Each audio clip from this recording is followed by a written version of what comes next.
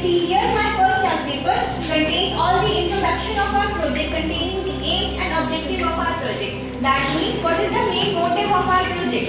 The main motive of our project is to execute pearl farming in freshwater bodies for sustainable living. Our second chart paper, it contains the hypothesis and methodology of our project. The hypothesis of our project is to execute pearl farming in freshwater bodies like ponds and rivers in our local area Begusarai for sustainable living. The methodology of our hypothesis is divided into 7 main steps. The first step is collection of mussels. In this, healthy oysters are collected manually from rivers and ponds and are kept in containers. The second step is pre-operative conditioning. In this, the oysters are kept in clouded condition under tap water. It helps in easy handling of oysters by loosening their mouth during the surgery. The third step is mantle cavity implementation. In this, 2 to 4 mm beads are inserted inside the mantle cavity region of the oysters. To implement the mantle cavity region of the oyster, we have to open the 2 valves of the oyster with the help of surgical set. Then one thing we should remember that we should always open the oysters from the opposite side of its mouth. Otherwise, it can leave out the inserted nucleus. Now, the fourth step is gonadal implantation. In this, preparation of nucleus should be done. Then firstly, a cut should be made at the gonad of the oyster and then insert the nucleus inside the gonad of the oyster and then push it a little inside and then close the membrane. Now, the fifth step is post-operative care of mussels. After the surgery of the oysters feel a little pain in their body. So just to decrease their pain, we have to keep them in nylon bags with antibiotic tablet for about 10 to 11 days. Now the sixth step is pond culture of mussels.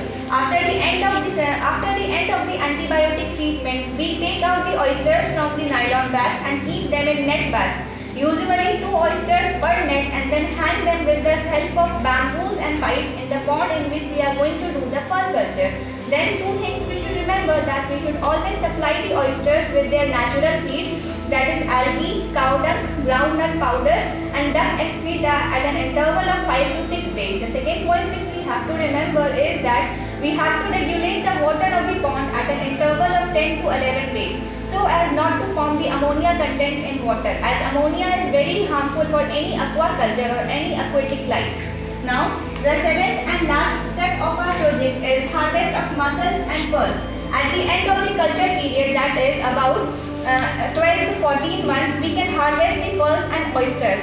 For harvesting it, we have to open the mouth of the oyster and then we can take out the pearls from the mantle tissue of the oyster. As you can see here, we have also formed the 3 pearls out of 12 oysters. So this is the pearl number 1 which we have formed. This is the pearl 2 which we have formed. Then this is the third pearl which we have formed.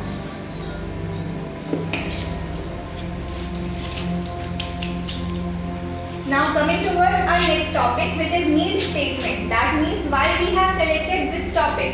So the first point is, our project is directly relatable to Vocal for the Local Abhiyan as it encourages the value of local products. Due to this pandemic, a lot of people lost their job and became jobless. So our Honorable Prime Minister Shri Narendra Modi organized a campaign known as Vocal for the Local, in which we have to encourage the local products and local brands. And in this pearl farming also, we got a lot of things like the pearls, handicrafts and the calcium powder extracted from the dead oyster shells. If these things are sold in the market with a tag Vocal for the Local, then our project would be directly relatable to the Vocal for the Local Abhiyan. Then the second point is, it uplifts the economic growth of both the pearl farmer and our country India.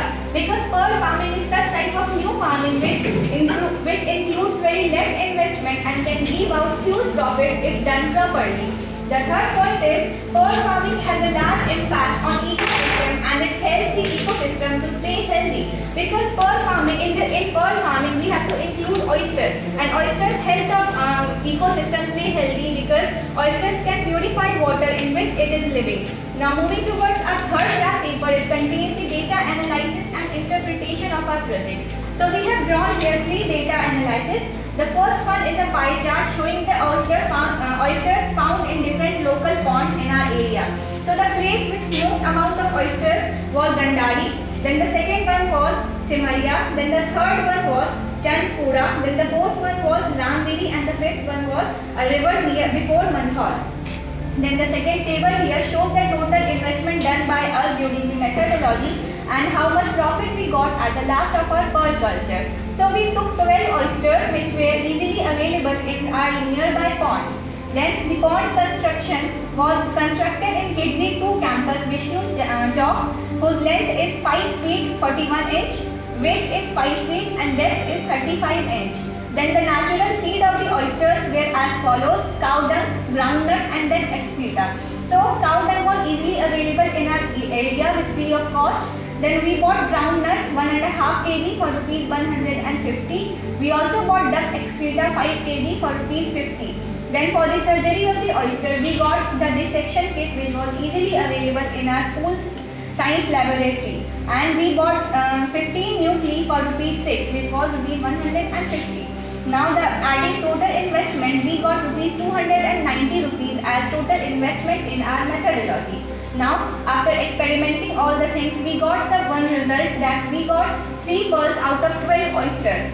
So the market price of 1 pearl is rupees 400. So the market price of 3 pearls would be directly rupees 1200. And subtracting the total investment from the total price of the pearl, we got rupees 910 rupees as our total profit of our project. Now the third chart here shows the different pH values of different weeks recorded. In the first week, we got the pH value of our pond water at 7.5. In the second week, we got the pH value at 7.7. In the third week, we got 7.5. And in the fourth and fifth week, we got 8 as the pH value. Now moving towards the survey photos with map, we have the survey photos. We surveyed to so many places to find about pearl farming and gaining the depth knowledge on pearl farming. We first of all went to Dandari to meet Mr. Jaishankar Singh, who is performing pearl farming in fresh water at large scale. He told us a lot of things about pearl farming. He gave us depth knowledge on pearl farming. He also told us the importance of pearl and pearl farming in our day-to-day life. Then he also told us then how we can do the surgery of the oysters by our own. Now coming towards our last chart paper, it contains the result and conclusion of our project. After performing all the methodologies and experiments, we found that yes, pearl farming can be successfully executed in fresh water as well. Regulation of water leads to a well-balanced pH level and ammonia content in water. After the surgery of oysters, we kept the oysters in nylon bags with antibiotic tablets to decrease its pain. Now, after all, we have the future plan of our project.